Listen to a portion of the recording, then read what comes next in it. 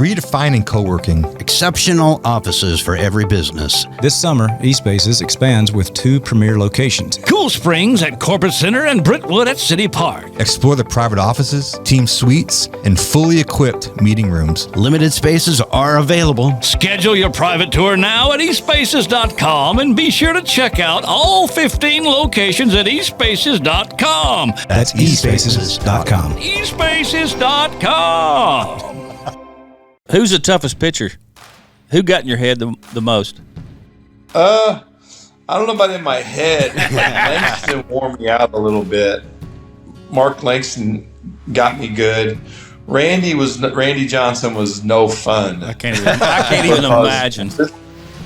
This dude's like 6'11", and he was like, I felt like he delivered it about halfway to the plate. And he threw sidearm, and anytime he missed, it was like right at a left-hander's head. We went to Minnesota, and Tommy John was pitching, and I had a record, I think it was 22 putouts in a game. So Tommy John's throwing the ball on the ground. I'm catching it coming across the infield, but that counts as a putout for me and set a record. And George came out and said something about Mattingly doesn't care about winning. All he cares about is records. All right? And I was kind of like the fans were just angry in Boston, right? I remember being on the bus, and maybe I hope this wasn't you as a kid. No. We're on the bus, and we're going to the ballpark, and kids with his dad, he must be 9 years old, he's shooting us the bird. And Dad's like, good boy. The Try That in a Small Town podcast begins now.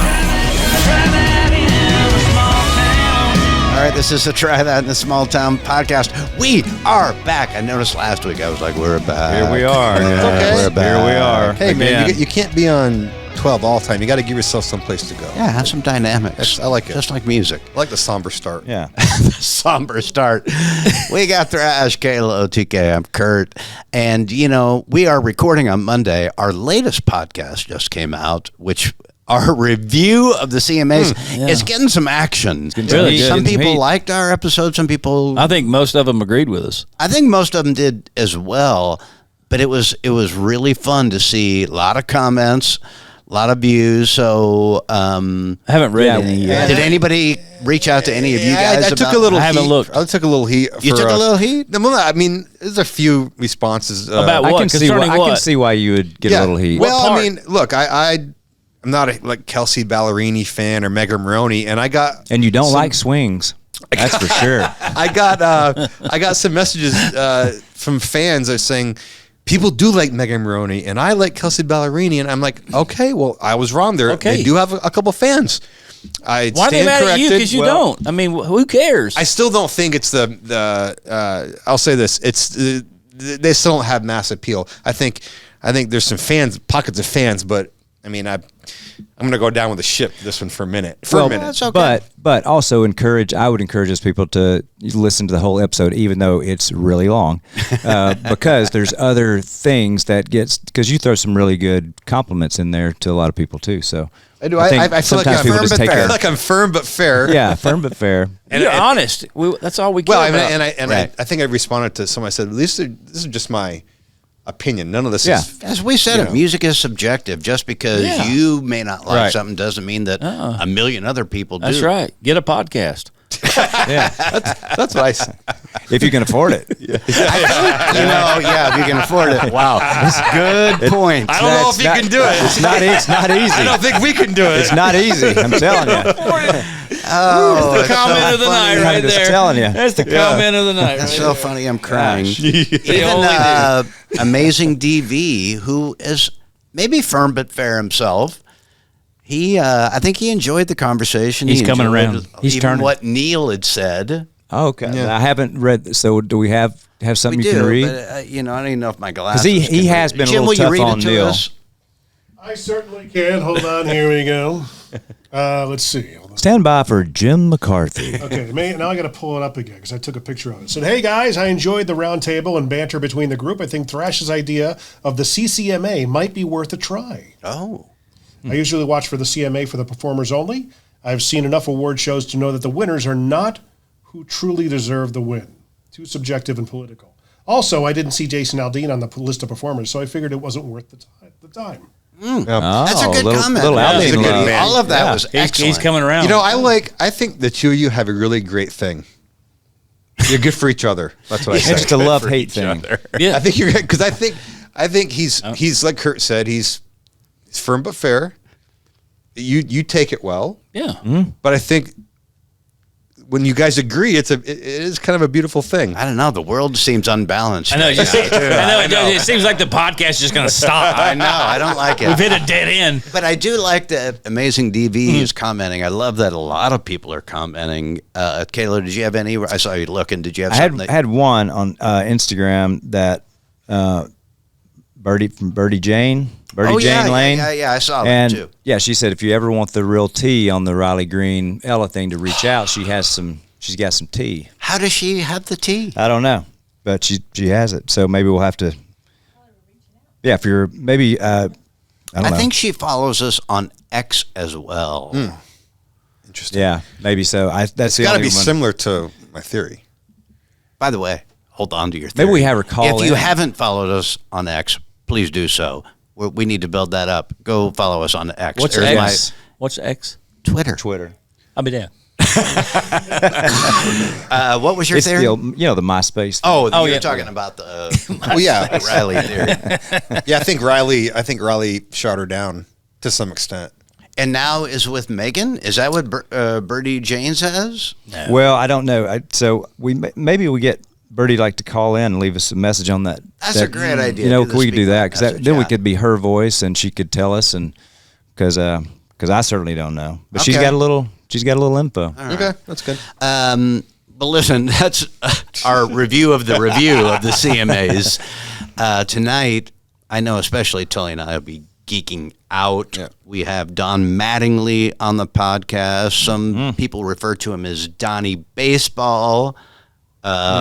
It's pretty cool. We're excited to have Don. Yeah, great guy. Good get. Great guy. He's one of the And- best players of all time, statistically and everything else, and he's amazing. 100%. I had the stats, but it's like 6-time All-Star, 9-time Gold Glove, Yep.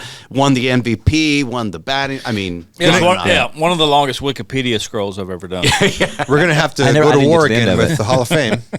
Yeah, oh yeah. And he's not in the Hall of Fame, which is a travesty. Really, actually, I don't understand that. Well, everything I saw it was because of the back injury, and then his average started going down to a normal average. He already did enough. And so He did enough to but get in. it seems Doesn't like matter. so you're injured. So, but even after that, he still came back and had some success. I don't get it.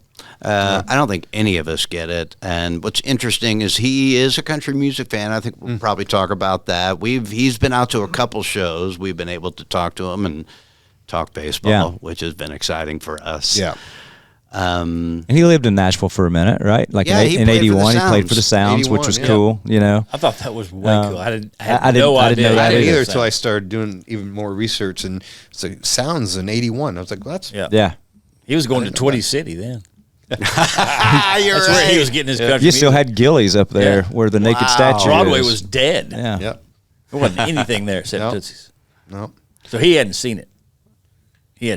No. We're about to get to it, but make sure you go to patriotmobile.com. Go see those good folks. Put in the code SMALLTOWN if you want to get a free month for that. Go get yourself some Original Glory beer, of course, and we're always thankful for E-Spaces, and we're about to get to Don Mattingly. All right, Don, thanks for joining us, man. I appreciate you being here. Oh, it's cool to be on. Appreciate being on. Oh, man. You know, we got lots to talk about, like with you, but we want to start with us, actually. That's how we usually like to roll. We were just talking before we started here about how we met you, and you've been out to a couple shows, and you were talking about being at a Toby Keith show as well. But so I'm assuming you like country music. Obviously you like Toby. You've come to see Jason. Who else do you like in the industry? It's funny I played Nashville, right, in 81, and probably too young to really appreciate country music at that point. Well, and I didn't really grow up with country music. Grew up kind of like CCR. My brothers, are older than me. The Beatles, just a little bit of everything. Sly and the Family Stone. Bachman Turner Overdrive. Just all kinds of different music because I got older brothers, so I'm listening to different stuff. And country kind of came later. Conway was in Nashville, and I didn't know who Conway was really at that point. I remember country music through my mom and dad, like Hee Haw and shows like that, right? And I'm like way too young to appreciate any of that. But slowly going to New York, and it was funny because Goose Gossage, I don't know if you guys have ever met Goose, but Goose is crazy. So he takes us out to a concert in the Meadowlands. It was July 3rd, and I remember it because Rigetti threw a no-hitter the next day, July 4th. And it was Willie Nelson, and it was just like one of those concerts that like tons of people in Ronstadt was there. And I've just the older I've gotten, the more I like country. I feel like it speaks to me a lot more. But I love all kinds of stuff. We listen to everything in that locker room, right? But I listen to a little bit of everything. I like Morgan. Larry Fleet just came to town and did our benefit here with Scott Rowland. Toby was like come to town. I like the singer-songwriter thing. I like the acoustic stuff, small settings. So just all kinds of music. But it's like if I have a choice, I'm putting country on the radio. Oh, we love it. Nice. Hey, and while you mentioned it, people usually save this conversation, but let's get right to the Mattingly charities because you brought it up. Yeah. And it's such a important thing. And I was looking at it, like a lot of our friends there. You've had Trace Atkins, you've met the Warren brothers have been up there. Jeffrey Steele has been up there. So talk to us a little bit about the charity. Yeah, the foundation, we started it years ago. And I'd say started it with I had a bat company for a little bit, started in Connecticut. So we kind of started to basically be able to give inventory that didn't sell or whatever, give that away to different organizations as, sports equipment to help organizations. Lori and I, we brought it to Evansville. We wanted to center it around our hometown. And from there, we still did sports and we still do some. But we've transitioned more into education. It's been the most, we like to think about it as the most underserved kids. And the reason I think we've turned to education because we see that as an opportunity for them to make decisions. Like this past one was all about a reading program, like reading programs. And we're going to give, there's a promise zone here, which is some of the poorest schools. We're doing 13 books. So basically starting home libraries for every kid from kindergarten through third grade.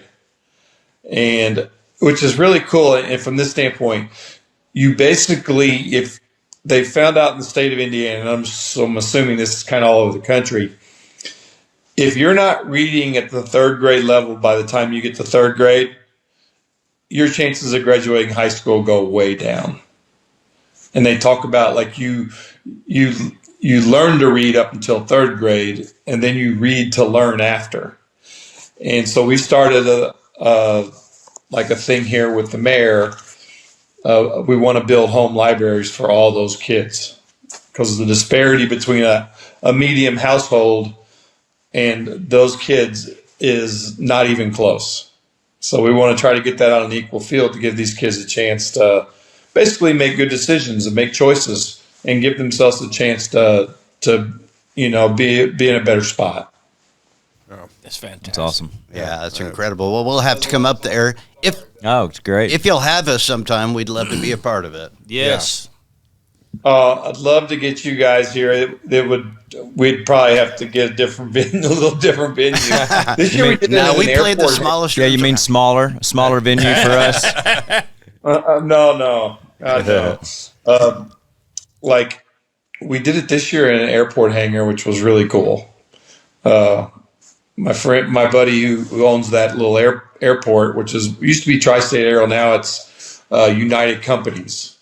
And the gentleman, he's been the guy flying guys in, and it's been kind of a thing that's helped me get guys, because he will fly them in from Nashville. He picks them up at like 3 o'clock. Nashville this year was Chattanooga for Larry, but they fly in around 3 o'clock, do a show at 7 or whatever, or do a 50-minute, to an hour little set, and are back on a plane and home that night.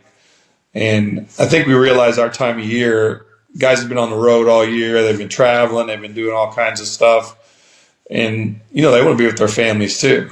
And they want to see their families. So this way allows them to be home with the kids in the morning, be back, and they sleep in their own bed that night. What time of year do y'all do that?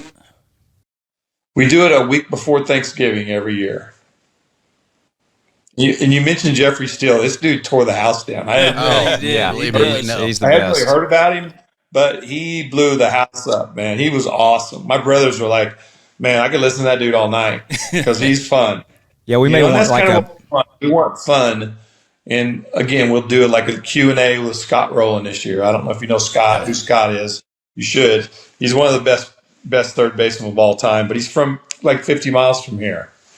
And he grew up in Jasper, Indiana, which is right down the road. And so he come in, does a Q&A, and we talk, just talk baseball, tell stories, do an auction, and then play some music and have a quick evening, a fairly good evening. People know when they come, you're there to get in their pocket a little bit, but we just want them to have fun, so they enjoy at least giving up the money, right? So it's kind of cool. Unreal. Well, that's amazing, Don. And there's so much to talk about. I mean, love hanging out with you. You come out to shows, and the last time you came out to Toronto at that venue that's on the water. Oh, yeah. Really, is it the, yeah, what's it? Yeah, it's an it's outside a Budweiser. amphitheater. Yes. Yeah. Yeah, always, Budweiser, something like that. Budweiser. Always fun. So, hanging out with you is always so fun because I just want to pick your brain about baseball and everything, and you always do, which is great. So you were the Yankees from 82 to 95, and I can't imagine. I always wanted to ask you, like, what was it like actually with Steinbrenner as a player? I have to know. That's a great question. I have to know. Like, did you? I meant to ask you last time. Did you talk to him a lot? Did he interact a lot? Well, what was that like? Because that's you've got to have some decent stories about that those years. Oh yeah. I mean, what was he like as a player? Especially because you were the guy. You were the guy there. Like, how? Well, when I first got there, and that's probably why it was easier for me there in New York, was that I really wasn't the guy. I came up with Gossage and Nettles and Willie Randolph and Lou Piniella, all these guys. So this is a whole different crew, but they were that was a rough group, man.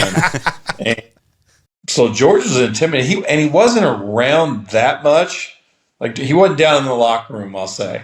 But like, you knew when he was in the building, you could tell everybody was kind of on pins and needles. And you'd see him a little bit in spring training, but he was always kind of on the edge in the papers, right? And that's the way he operated, was like, his idea was good publicity or bad publicity was still publicity, right? And so he would, like, if he had to get on you, or he'd get on guys. So guys did not like him very much.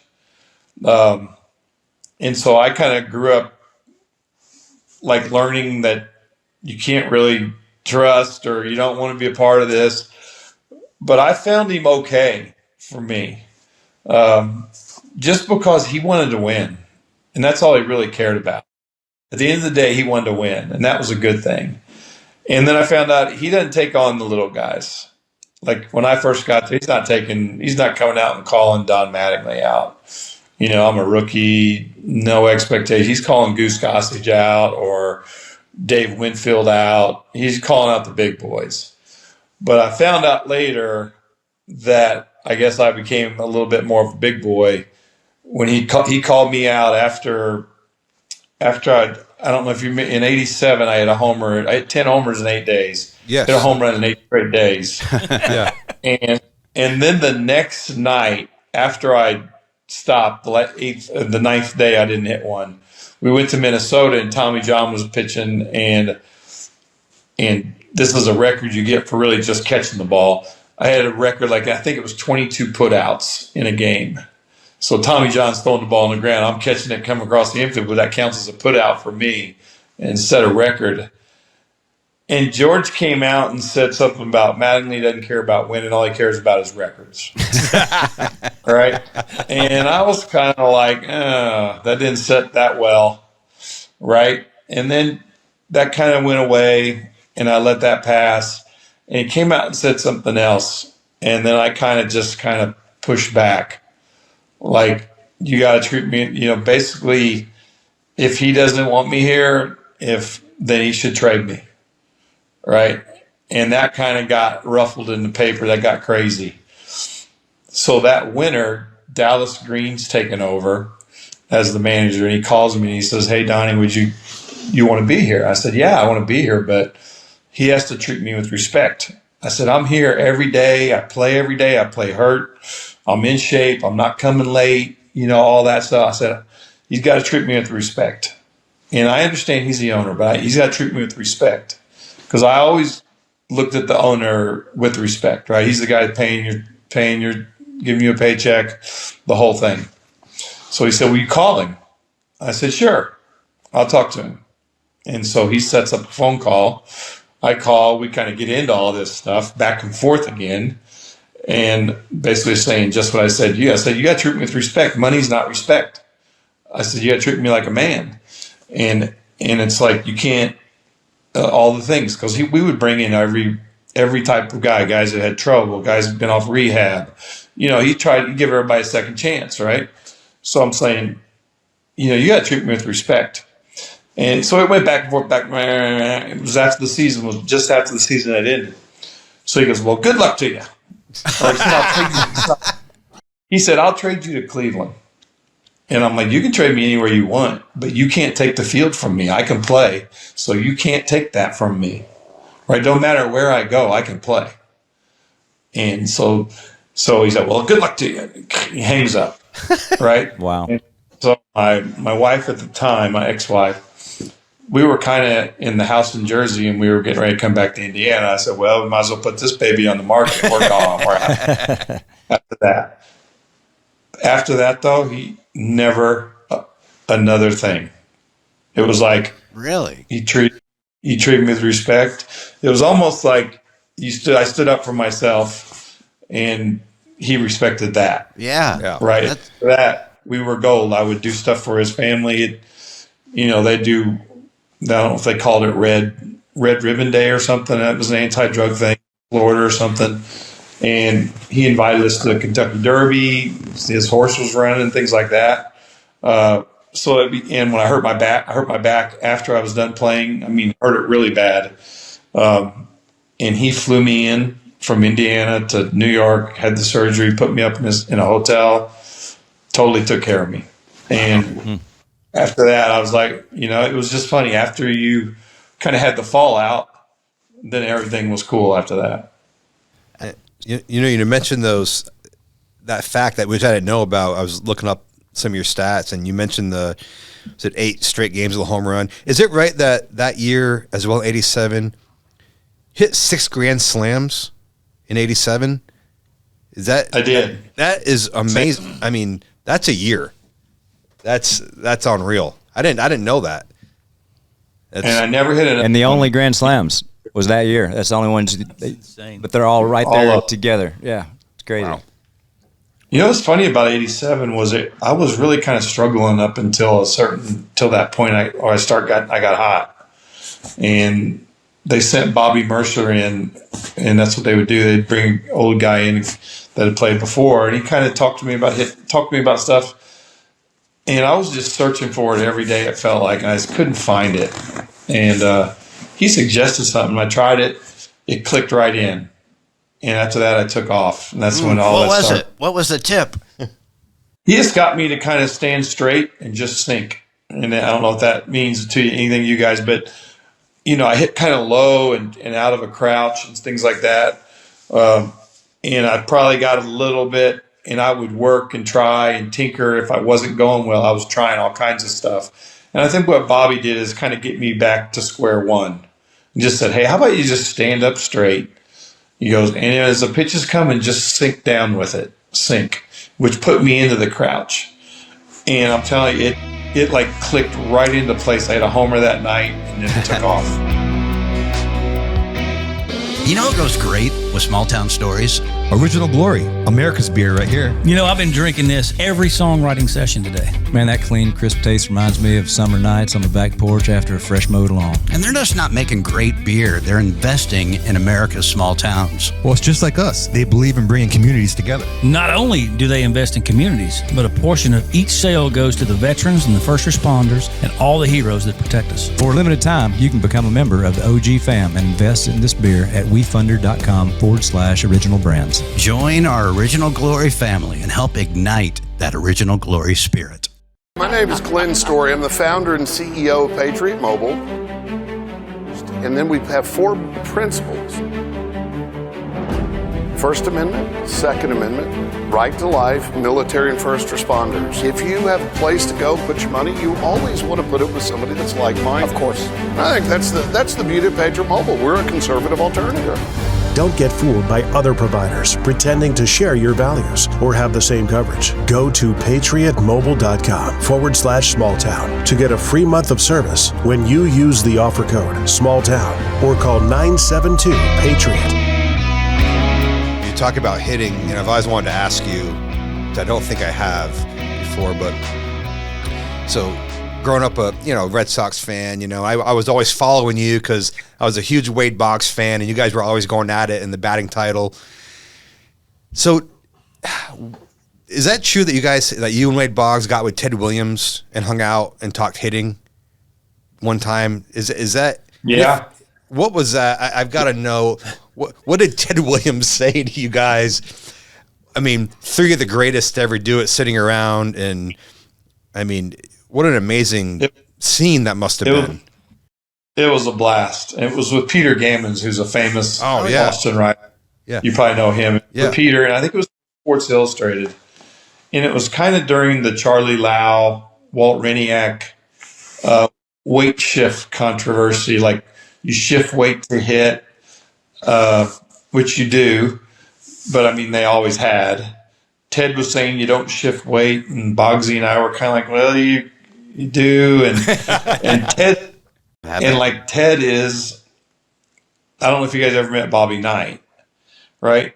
He's a big man. This guy's a 6'6", 6'5", 6'6", big man, big, bold, ran the conversation, right? And it's just like Bobby was just like that. And so you're talking hitting with him, and he's saying this or that, and we just talking hitting, drinking beer, eating shrimp. And it was awesome. We probably sit there for 2 hours. We just walk through it all, talk through different stuff. And it got to a certain point, and he goes, Peter, I think we're done. And that was it. Great, right? So, I mean, I'm in awe. Boggsy probably knew him better than I did because he was in Boston and Ted was probably around. So I didn't know him at all.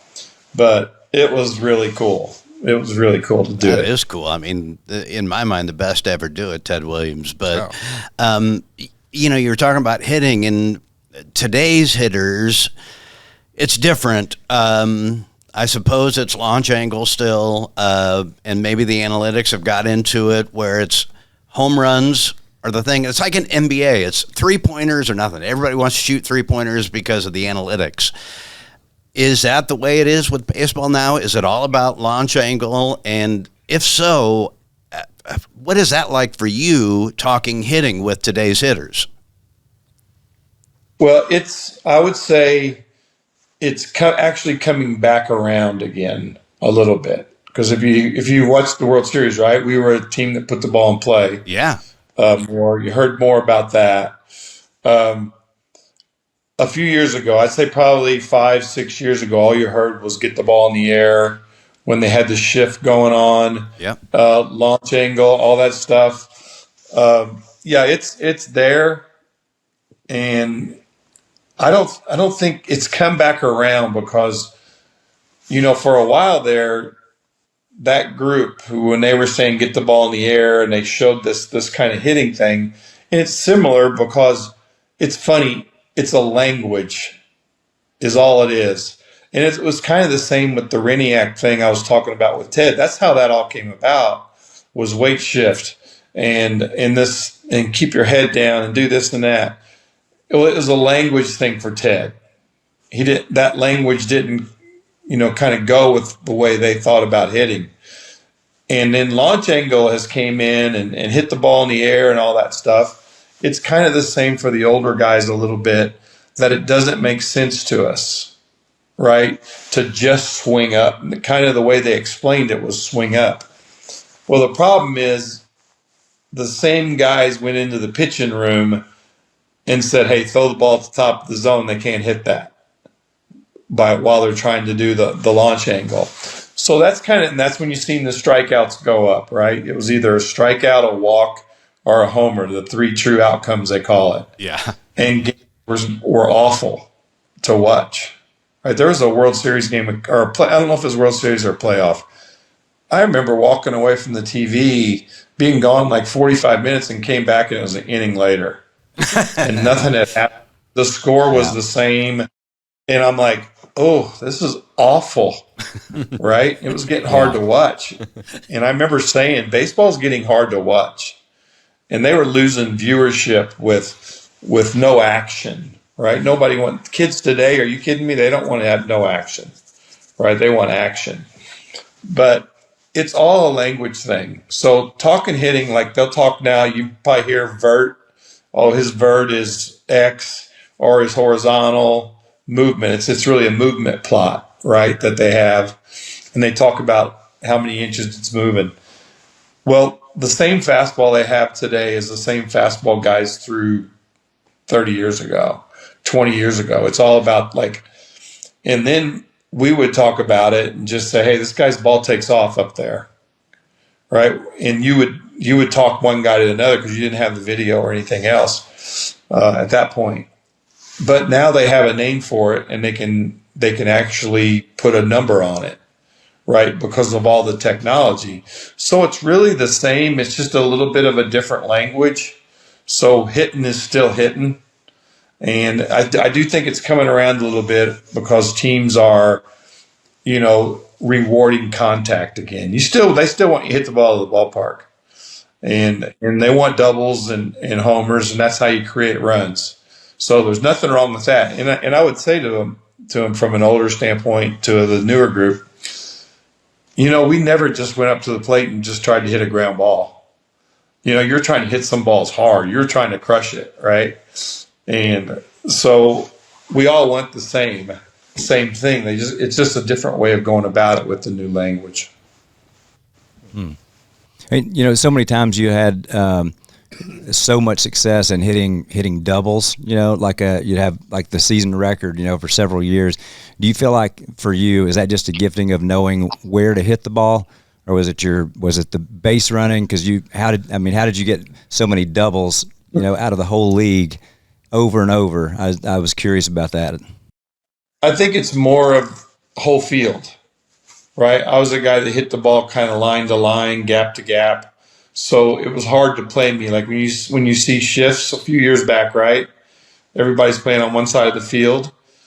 I would say when I played, they probably wouldn't have shifted me because I hit the ball kind of everywhere. And when you hit the ball everywhere, you end up hitting it in spot. They can't guard the whole field.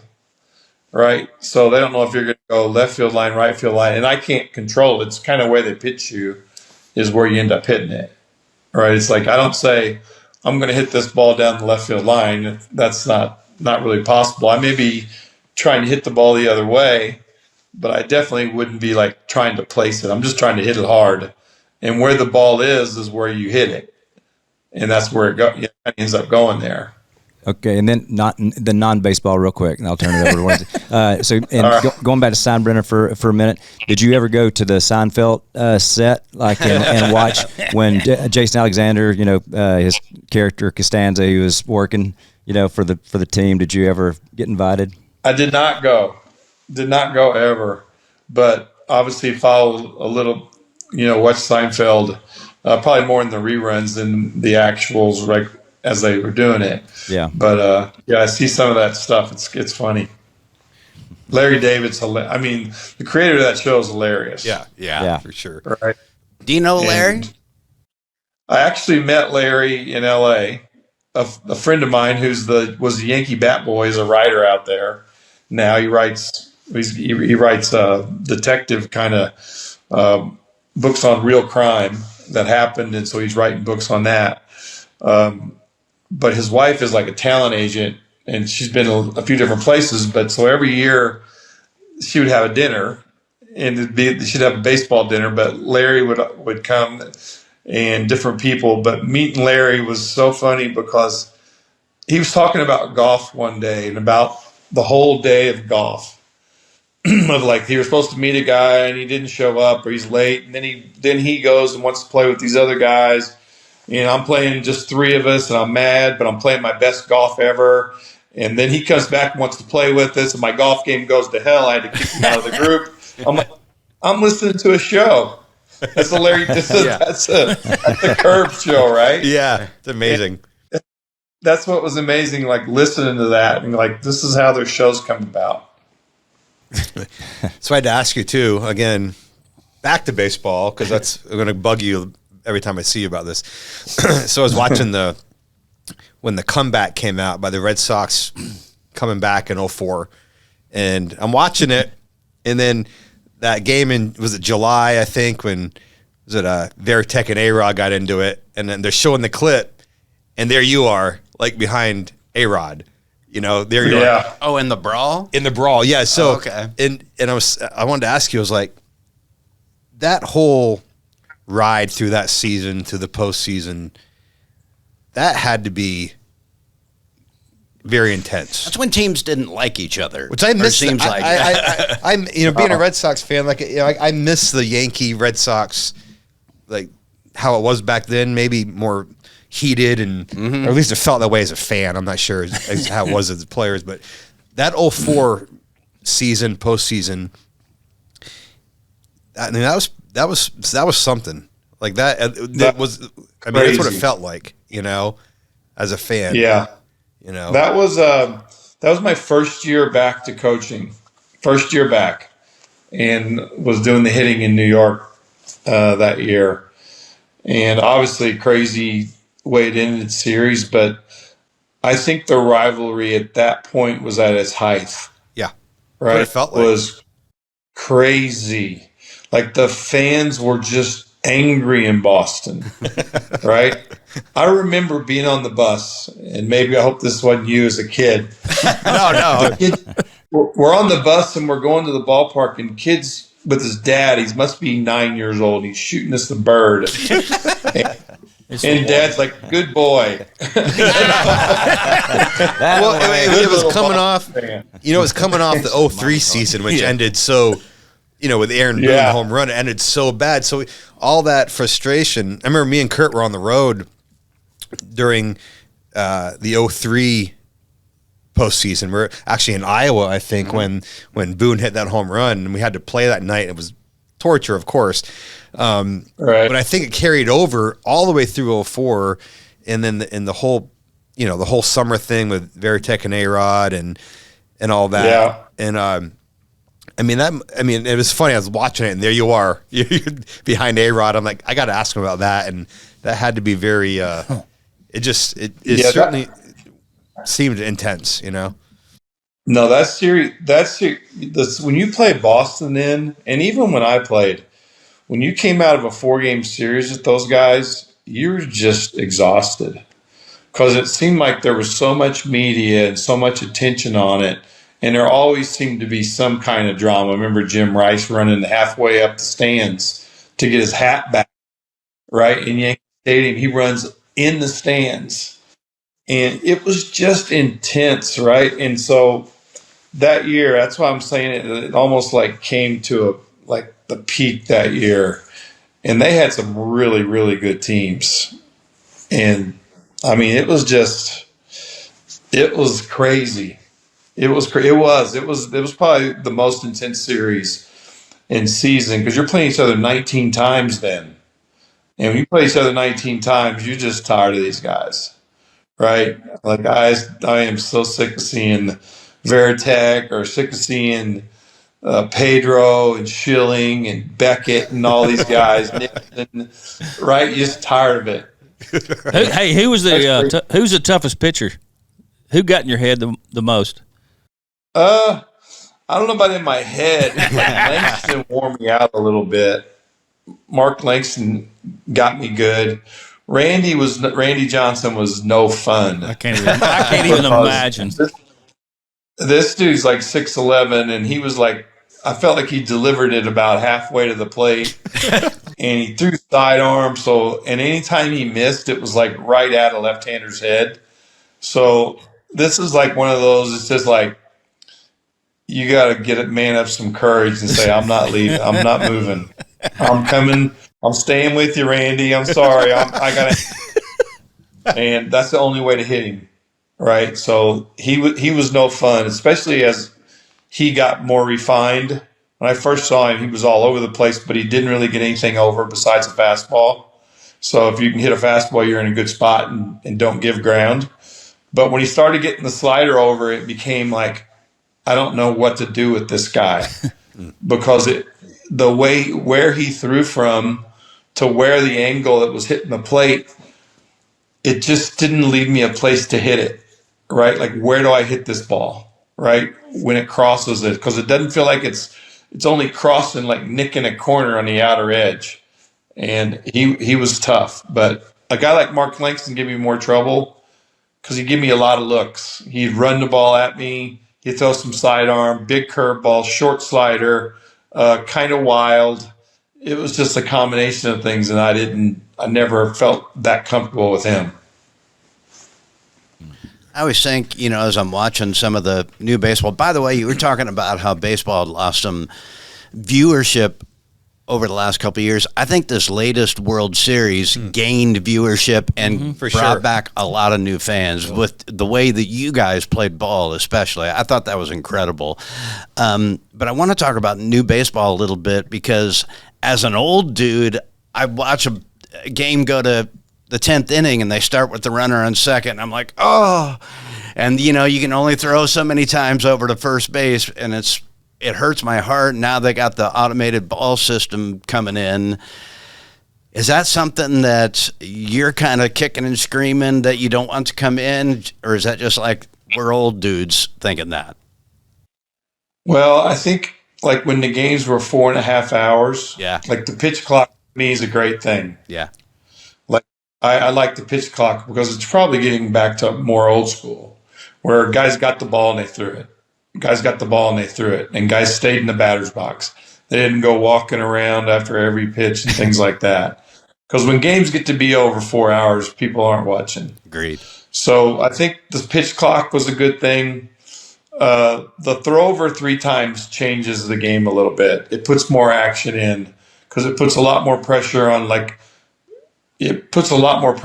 pitcher. If he throws over once, now you're like, oh, he can't throw over again. Or if he gets to 2 disengagements, then the guy really runs. Mm-hmm. They've made the base just a little bigger, which just created just a little bit shorter distance to steal a base.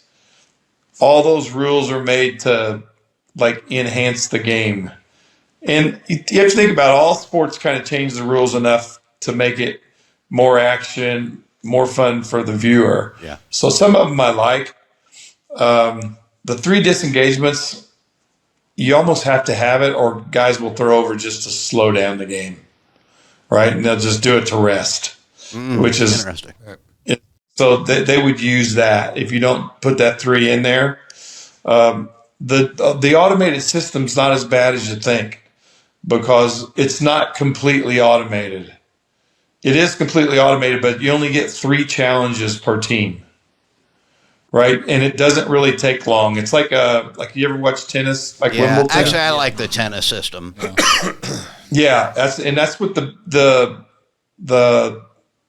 automated is not fully automated. It's a challenge system where if it's the catcher says it's a strike and the umpire called a ball, he can touch his helmet. It comes up on the big screen. It shows the pitch come in, and then it's either a strike or a ball. And if the catcher's right, they retain. They get more than they get to keep that challenge. Nice. The worst thing about it is it's kind of embarrassing for umpires. Well, that's what I wonder. Is it going to get to where it's just fully integrated? Because how do you not do that at this point? Because you're right. As fans, we see the box. We know when it's a ball or a strike, and we're like, God dang. So is it going to head that way? I don't think it's going to get fully automated because they say the games in AAA are a lot longer when you go fully automated. If you go 3 challenges, then it becomes a little strategic. Do you waste your challenges in the first inning, or do you kind of wait for the 7th, 8th, 9th where their bigger calls are coming and use them there? And it's pretty quick. It doesn't take a long time, so it goes fast. So like they say, we challenge, it pops up on the screen, 10 seconds later, it's over, right? It's not like replay where it takes 2 minutes or whatever and the game stops. It goes pretty quick. So it's not as bad as you think. And the rule for extra innings, that's kind of one it's hard to, it makes the games end is what it does. Right. Right. The guy at second, it ends the game like 10 or 11 innings usually almost every time. It doesn't get to like 18 innings like what happened to us in LA, right? Mm-hmm. In the playoffs. So it's a little up in the air because your pitching gets totally messed up. You end up having to send a guy down to AAA because you need extra arms. So a guy that should be there gets sent out because you played 18 innings and he didn't do anything wrong. Right, just because he's got options and able to move him, because you have to bring up fresh arms to protect you. If that makes any sense to you guys? It does. Yeah. Yep. I texted you back in right before the season started. I said, hey, how's the season going to be this year? Just touch in with you, and you said, I think we're going to surprise some people this year. That's what you said to me in the text. I'm like, you certainly did. What an incredible. So you're up there coaching with Toronto.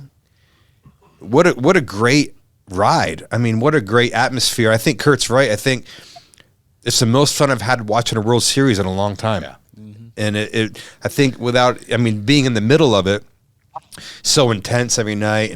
But I think everybody enjoyed it. I think a lot of people watched baseball again this October and had a really good time doing it, So it didn't end the way, obviously, but crazy plays, crazy games. I mean, just to be part of that, pretty felt like baseball kind of made a little bit of comeback. Mm-hmm. It did, in the postseason this year. So. It was an incredible run. I kind of go back to your points. You could feel it with this team in spring training. You could just kind of feel the way they were. Like, this thing's going to be good. We got a chance to be good. And so that happened. That was cool. It was a true definition of a team. And I told a lot of people that. And you guys aren't alone. I can't tell you how many people have told me, like, the dude that gets a sprinkler going at this house when I'm gone and turns it off, he goes, I don't even watch baseball, but I watched the series, and I think I'm going to be a baseball fan now. Yeah, it's incredible. Right? Nice. I think you guys are not alone. This was a fun series to watch, right? And this team is fun and a true definition of a team. And that's why I think I love this group, is because these guys, talk about laying it all out on the line for you. If you watch these guys play, you can probably see it on their face. It had to come through the screen. These guys give you everything they had. And it ended up being short. We came up short. But still, you can't even not say you didn't love these guys, because they give you everything they had. And it certainly showed. Do you feel like baseball? It seems to me like I know we were talking about the people getting, you have the rivalries and fights and stuff like that, but like a baseball team, almost more than any other sport, seems kind of like a small town to me. Like everybody knows everything about everybody, and if somebody's getting in a fight, they're not standing back and waiting. Everybody's getting in there. So just kind of, do you find that true as a player and as a coach? It is. It becomes one. And I think the closer your team is, the better your team is usually. But you're right. Like, it's just like you spend play 162 games plus another 30 in spring training, and you get about 20 days off in all of that. And so you're there every day with these guys, and their families are there with you, especially at home. The kids hanging out together, and the families and the wives, the girlfriends. It is like a small town. Everybody knows everybody, and it's different. It's it's like you guys. We talk about this. The music out on the road, right? You're on the road all the time. You're always kind of like in a hotel or traveling or moving. You're never hanging very long anywhere. And it just becomes your whole existence is based around your group, right? And what you're doing. And it's cool. You got to love it, right? You got to love what you do to be part of either one of these deals, the music or the baseball. Yeah, there's a lot of similarities. I think, we've gotten to know a lot of athletes over the years, and it's interesting. Athletes seem to love music, and of course, the musicians, we love sports, and there's always that cool little friendship and kinship there. I was going to ask you, as being on the road with Jason, like when we talk about stuff, we always talk about the real old days. It's never the peak moments. It's always when you were grinding and like just coming up. And it's a little different with ball players because you're not with the same players throughout your whole career. But like when you're talking to people, is that the kind of fond memories that you have? Mostly you talk about, grinding. You weren't in the minors long, but just the grind, getting there. Yeah, I think a lot of guys, you do look at like the minors as some of your best days because everybody's in the same boat at that point. Nobody's making money yet. You're staying in probably the same apartment complex. Everybody's getting together in somebody's room or around the pool, drinking beer, almost every night. And it's like the minor leagues are a grind, but I think you look back at it and you love it because of all those things I say. And again, I think you don't realize that your situation is not great at that point, right? You don't look at it like, only 5 of us on this team are probably going to make it, right? You don't know who it is. You don't even think about the numbers like that, right? Or who's going to make it, who's going to get to the big leagues, because the percentages of guys getting to the big leagues is pretty low, right? It started out in the minors. But I think those days are cool because we're all on buses at that point. We're all traveling and don't really have any money and just playing ball. All right, just playing ball. And you got to love what you're doing at that point. And I don't know, that's cool. To me, that was cool. I remember going to the minor leagues and making, I think I made, it was $238 something every 2 weeks, right? $238.19. Sounds like my first publishing deal. Yeah. And I'm thinking, man, this is the greatest thing ever. I'm getting paid. I'm out here playing ball every night. And they actually give us a little bit of meal money. You get $4 or $8 to eat a day. But you're thinking, this is great. I'm playing ball and getting paid. Yeah. And I just think that's what, when you talk about the grind, that's the grind. But it didn't seem like a grind at that point. Yeah. I was thinking, we were talking about minor leagues. I was thinking about Bull Durham and made me think of Major League. What's your favorite baseball movie? Yeah, good one. There's a few of them. Like lately, like I got a 10-year-old now getting ready to turn 11, but he's been watching The Sandlot. Oh, of course. So that's fun, right? But I like Bull Durham. I played in that league, so I kind of knew the Carolina League or it was the South Atlantic, some of the same cities, right? Yeah. And it was Max Patkin in that movie. He used to come to the minor league cities and do his thing. So that was a good one. Field of Dreams. That was cool. Yes. There's so many good ones. I like Major League because they're funny, right? And with Charlie Sheen and all that. So, all of them are kind of fun to watch. Mine was The Natural. The Natural? Yeah. Yeah, that's good. Yeah. Robert Redford. Yeah. I always like to ask, like, incredibly successful people like yourselves, like the family dynamic. And I only asked this one question because I'd read when you were making the jump, but before going pro, your dad had told some commissioner or something that said no, he's going to finish college, but you didn't. You went ahead and went. Did that cause a rip between you and your dad? Was that all cool, or what was that like? No, it was cool. I'm sure he was. My dad was. He worked in the postal system, right, and probably was pretty conservative from the standpoint of like, not that many guys make it. You need an education. Came from that school, and he was the one telling scouts. At that point, you didn't have what they have now with everybody kind of knows who the best prospects are, all this stuff. You didn't really know who was watching you, who was going to draft you, any of that. But they were calling my dad, and I know my dad wanted me to go to school, so he was telling them that. And if they would ask me, I'm like, man, I don't want to go to school. I just want to play, right? Yeah. And shoot, I got $23,000 to sign. I was like, a ton of money, right? And so, yeah, I wanted to play the whole time. I wasn't believing, that I wasn't going to make it. I didn't think about any of that. Just think I'm going to make it.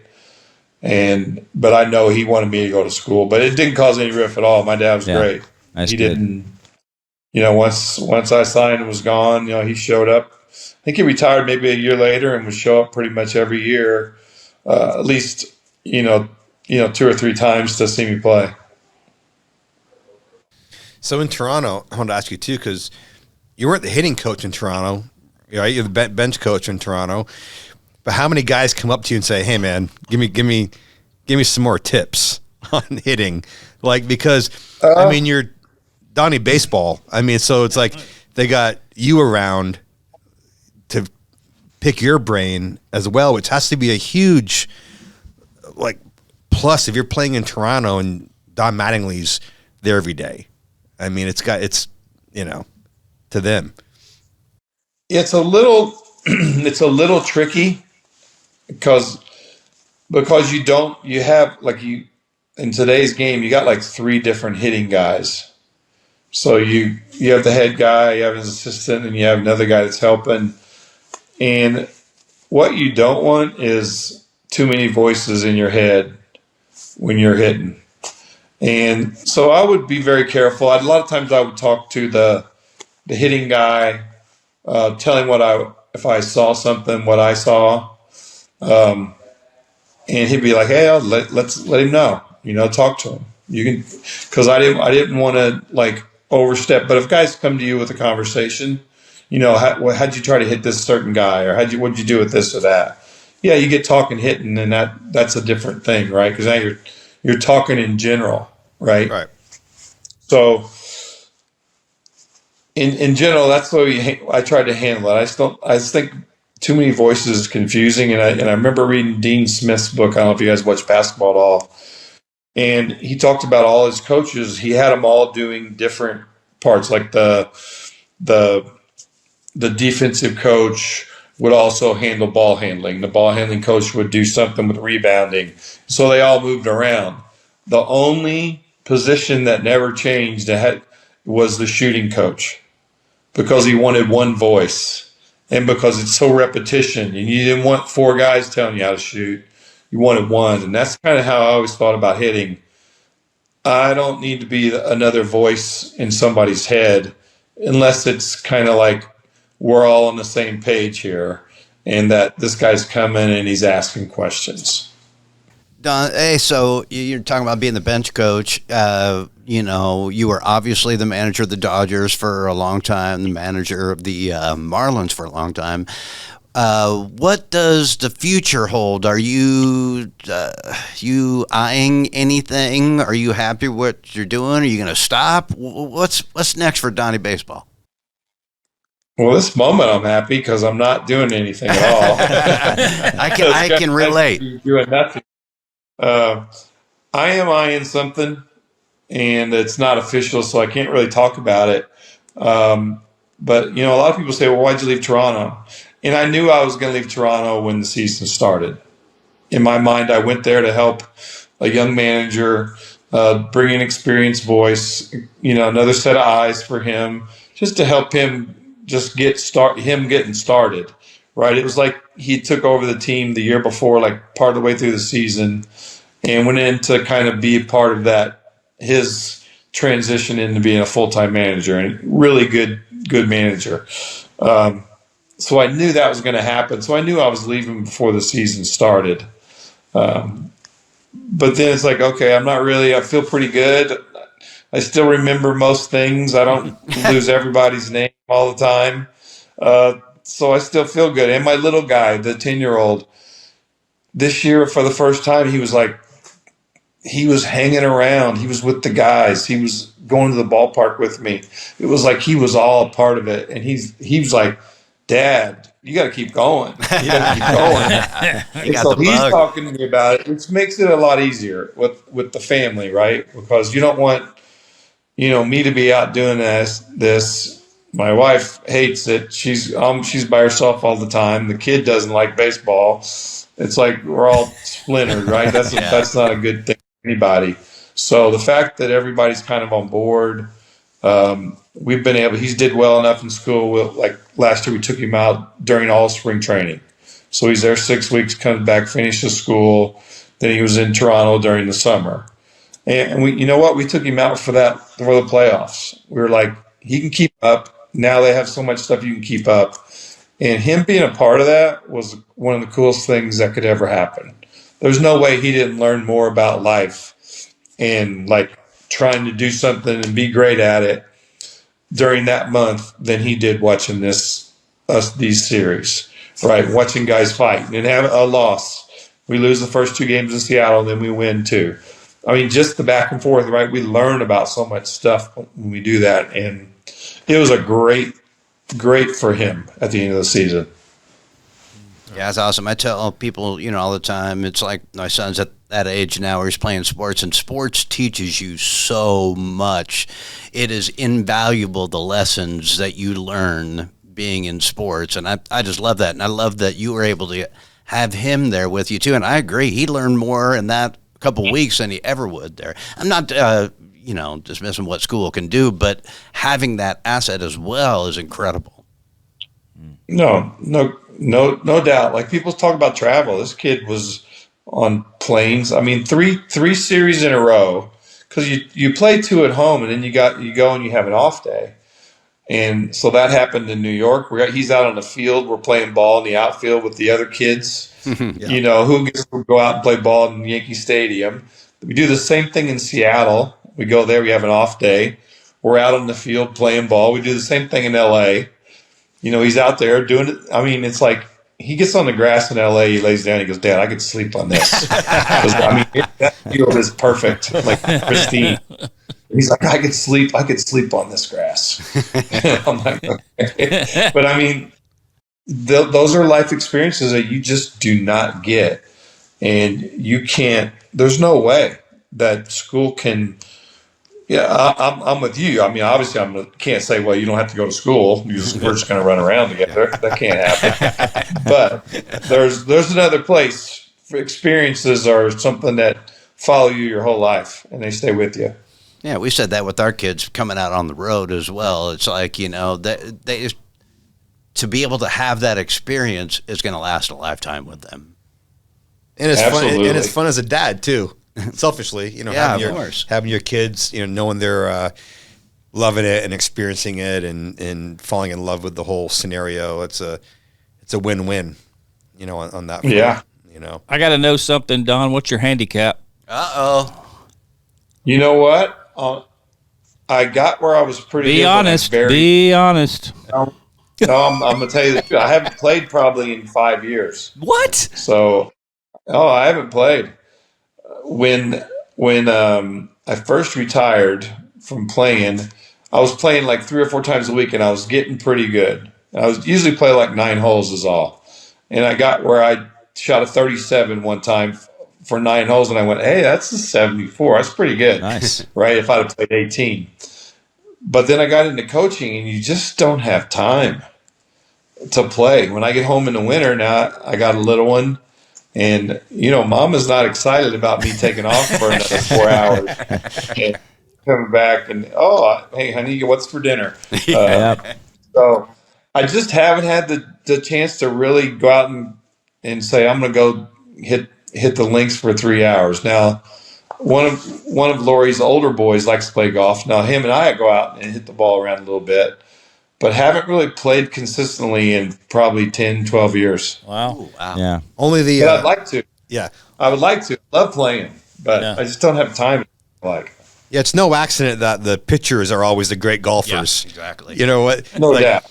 Like we Saberhagen's a good friend of ours, and he's an incredible golfer. Beckett and all those guys, and that's all you do is play golf. That's it. Yeah. Pitching 4 days off. Right? That's a good gig. Right. That's a great gig. Like a starting pitcher is one of the best gigs, especially if you're going good. Yeah. Right? You have a good game. Oh, yeah, I'm going to play golf and work out and for the next 3 days, and I'll do it again. But if you're going bad, it's not as fun because now you got to think about it for 4 days. And they don't have to transition from a baseball swing to a golf swing because, from what I've heard, it's a big transition. Yeah, it felt like it for me. The further I got away from baseball of actually hitting, the better my golf swing got. Yeah. Hey, I read this about you that you were ambidextrous as a kid, so do you golf right or left? Left. Okay. Left. Pretty much everything I did left, but I could throw right-handed. That's crazy. As well. I know. It's weird. Weird. Because like as a kid, I played short, right-handed. Really? Right? And I'd left-handed or play the outfield left-handed. I was always a little stronger left-handed. Yeah, and even in the pros, you're such a good fielder. There was a time when you played even third base, and you were the last left-handed third baseman. Is that correct? Seemed like I'd read that. Like once you did that, Yeah, I don't know if I was the last one, but I know I played third, which was so much fun. Yeah. Because like when you get the pro ball, they kind of put you in a position, and that's what you do. So you don't get to, like when you're a kid, you get to play everywhere, which I think is really good for kids to be able to play all over the field because they learn the whole game. But so when a manager says, hey, you think you can play third? I go, it was Lou Pennell. I said, Lou, I can catch a ground ball. I promise you that.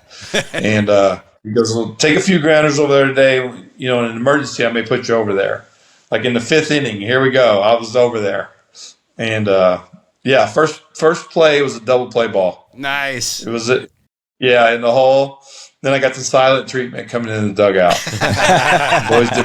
boys didn't want to talk to me. I was so fired up. I was like, yeah. I come in and they're all like, what happened? Something happened? That's amazing.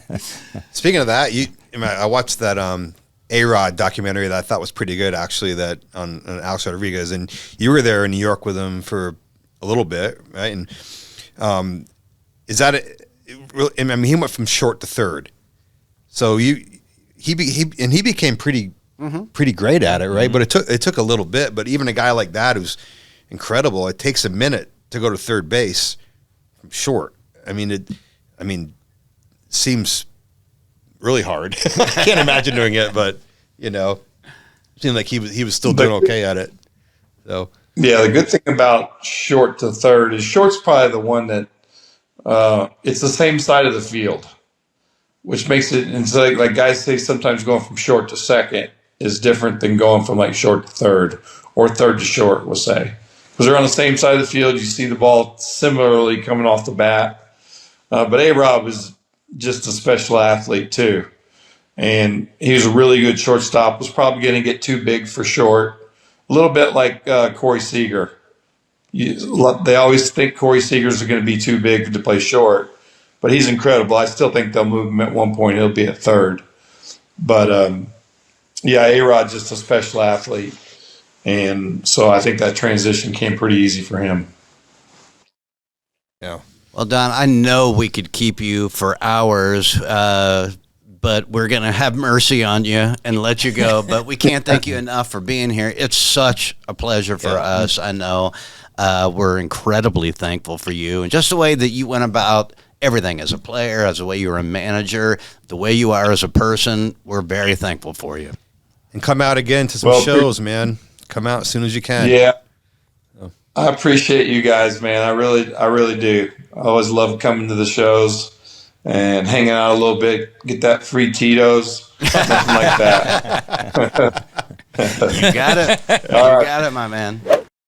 Donnie Baseball. I know you could have picked his brain for hours. Yeah, I always feel bad because when he comes out to shows, that's exactly what I do. I know, you're such a germ. I don't let him go either. I'm like, so tell us about the one time when... That's what I do. I know. No, he does like that. Hey, you remember that time? No. But I mean, how do you not? He humors me, though. I do germ out around him quite a bit. Yeah. It is Don Mattingly. I just love that era of ball. Mm-hmm. I'm huge Red Sox fan, so I watched him play a lot, and that whole era to me is really, really cool. Nostalgic for me, probably. That's incredible. What a great guy. He comes out and literally hangs out and just has a drink and talks baseball and brings all the players out. And I don't know, pretty cool. Yeah. And what did you say? You guys were talking on break, Donnie Baseball. Who named him? Where did that come from to begin with? Obviously, I know very well who Don Mattingly is, but as we always do, you want to research a little bit. And I was listening to him talk to Dan Patrick, and Dan Patrick didn't know this either, that Kirby Puckett actually named Don Mattingly Donnie Baseball, because I guess he was just he's a baseball head, so he's always talking about this. He was saying this and this and this, and Kirby was like, "Oh, Donnie Baseball, always baseball." So it stuck.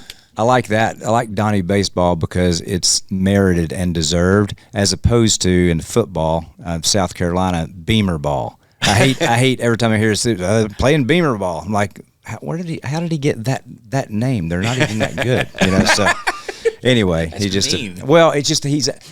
kind of he's a cocky coach. I just don't really care for him that much, Just as far as the coach goes, he might be a great guy. I don't know, but anyway, Donnie Baseball is very merited. But that's a tough nickname to live up to. Oh my God. You're Donnie Baseball playing for the Yankees. But man, his stats are ridiculous. I mean, for so many years, just over and over again. Unfortunately, never got to a World Series. The other thing I learned, he came in 82. In 81, the Yankees were in the World Series. Mm-hmm. And then the year after he retired, the Yankees went to the World Series. But that whole stretch. Yes. They won it in 95. 90. But he never got to go. I know. No. That's why. Even though he was a stellar player that whole time, is just and unfortunate. He's the only Jersey retired that didn't win a I saw that World too, Series. Neil. He is. Which is crazy. Yeah. And that's why nice Toronto, research. Toronto, I was really hoping that they would win. Yeah. So we could be a part of it. But he's so great. I mean, and to do it in a market like New York for all those years at that level, it's a whole nother. He was talking with Steinbrenner, and we didn't even mention Billy Martin, who was another huge character. But it's really cool. It's such a cool thing for us. We hope you guys enjoyed it. We want to make sure you guys go visit patriotmobile.com. Put in the code SmallTown. It's going to give you a free month of service, and I promise you will not regret it. Go do it. Think Original Glory beer. If you haven't tried it, again, go do it. It's a perfect time of year to do it. Who doesn't like drinking beer during the holidays? Exactly. Wade Boggs does. Absolutely. East Faces as well. East Faces. East Faces. Oh my gosh. We can't be thankful enough for these guys. And, we are not the business type, but if you do need an office, you need a corner, you need a cubicle, this is the place to go. You won't be disappointed for that. We want to thank everybody for listening. We got Neil, we got Kayla, we got Neil. Thrash. I'm sorry. With that beard, Thrash. it is Thrash. Wow. I like it. Beard stays. You like the beer? The beard is Beard stays. fantastic. Kurt said it was intimidating. It is It is. intimidating. Very intimidating. And you were already very intimidating. That's true. You're double The intimidating. beard is actually more than anyone I know. It's a transformation. Really? In a good way. In a really good way. Good way. Good way. Yeah. Upgrade. That's what I say. You're the kind of guy that somebody would see at a red light and look over and say, pretty good looking guy. If they only knew. If they only knew. Exactly. Yeah. I mean, Anyway, I'm past the irritating stage, and thank you guys.